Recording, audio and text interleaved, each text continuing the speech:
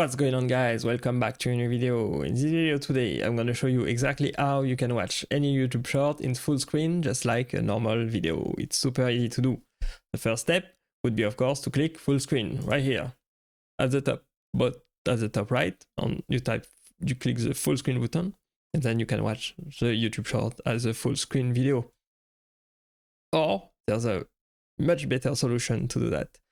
If you go to any normal YouTube video in long form format, you can see at the top in the search address bar, there's a watch $V equal. And this one, you want to copy it. You want to copy the watch $V equal and then into the URL of the short.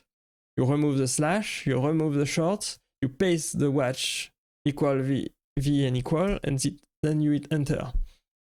And then you will have your short right here as a normal YouTube video. So instead of having the shorts in the short bar, you simply edit the URL to make it just like a normal video. And then we have the YouTube short that you can click on. This is how much money I made from 1 million just like a normal YouTube video. Shorts views. See? Very simple, very easy, by just editing your URL at the top to make it look like a normal YouTube video instead of appearing like /shorts/ and the video number.